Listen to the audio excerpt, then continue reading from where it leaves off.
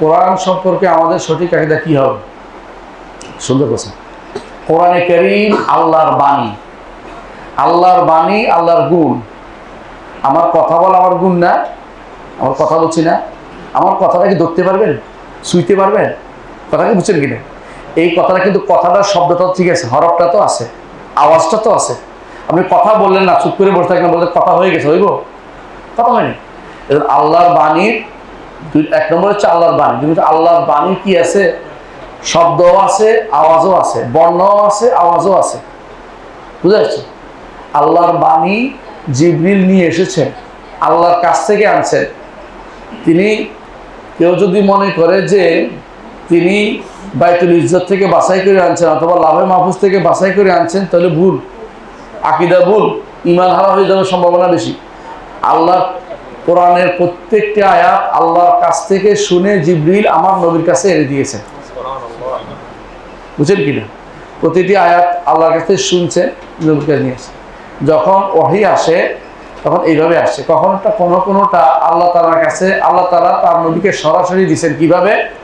এমনভাবে ওই ঘন্টার ধ্বনির মতো আসে। বুখারীর হাদিসটা আপনারা পড়ছেন, কিতাবুল ওয়াহী, তাই না? দ্বিতীয় হাদিসটা, আহিয়ান ইয়াতিনি মিসলা সালসালাতিল জারস, মানে যখন আওয়াজ, আল্লাহর আওয়াজ আসতে থাকে, শব্দ করে আসতে থাকে। সেটা কেন?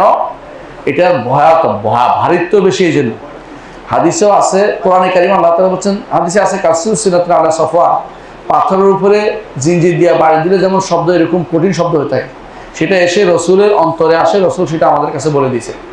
বোঝা গেল ওয়াহী আসার নিয়মে ওহী আসছে। ওহী কোনো জিবরিল বাছাই করে আনছে অমুকখান থেকে তমুকখান থেকে বলে ঈমান থাকবে না। কথা বলছেন? আল্লাহর কাছ থেকে শুনে আসছে। ইন্নাহু লাকাউলু রাসূলিন কারীম, কেন বলছে? কারণ জিবরিল আল্লাহর কাছ থেকে শুনছে, আল্লাহ তার মুখ থেকে বেরিয়েছে, মুহাম্মদ সাল্লাল্লাহু আলাইহি ওয়াসাল্লাম বলছেন, আবার কিতাবে লেখা হয়েছে। যেখানে লেখা হোক না কেন, মুখস্থ যে করুক না কেন, কার বাণী? আল্লাহর বাণী। আল্লাহর বাণী সম্পর্কে যদি সৃষ্ট বলে, সে কাফের। বুনিয়াদি আকীদার লেখক অমুক বিন তমুকেরা এই কাজ করে, তারা কি করছে? আল্লাহর বাণীকে, আমাদের কাছে থাকা কোরআনকে সৃষ্ট বলে, এটা কাফের, সঙ্গে সঙ্গে কাফের। আমাদের কাছে থাকা কাগজটা সৃষ্ট, কালিটা সৃষ্ট, কিন্তু কথাটা আলাদা। কথাটা হচ্ছে আল্লাহ। কথা বলছেন কিনা? এই কথা কেমন? যে কোনো জিনিসের একটা অস্তিত্ব থাকে, ওনার অস্তিত্ব যেমন কিরকম, ব্যক্তি অস্তিত্ব কেমন দৃশ্যমান, আরেকটা অস্তিত্ব থাকে লেখার অস্তিত্ব। এই কিতাব হচ্ছে লেখার অস্তিত্ব মধ্যে থাকে, এটাকে দৃশ্যমান করা যায় না লেখা ব্যতীত। কথা বলছেন কিনা? কারণ কথা যে আমার হচ্ছে, দেখতে পাচ্ছেন আপনি, দেখতে পাবেন না, কিন্তু লেখলে দেখা যায়। আল্লাহর বাণীও লেখলে দেখা যায়, না হলে দেখা যায় না, কিন্তু বাণী। কিন্তু কি দিয়ে লিখছেন এটা কি সৃষ্ট, কিসের মধ্যে লিখছেন এটাও সৃষ্ট, কিন্তু আল্লাহর বাণী সৃষ্ট না। কথা বলছেন? এটা মনে রাখতে হবে। জি, কোন বইয়ের নাম বলুন কি? হ্যাঁ, আমার একটা বই আছে, কিতাব আছে, নাম হচ্ছে ফাতাওয়াল হামাওয়াল কুবরা। এটার মধ্যে বিস্তারিত আলোচনা করেছি। আর একটা বই আছে, ওটাও পড়বেন,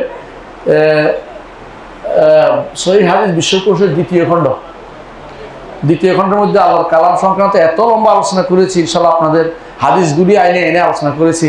শেখ জিয়াউর রহমান আজমের বইয়ের ব্যাখ্যার সময় সেখানে একটু পড়লে আপনাদের ইনশাআল্লাহ এই সমাধান কেটে যাবে, এই সমস্যার সমাধান কেটে যাবে, সমাধান হয়ে যাবে।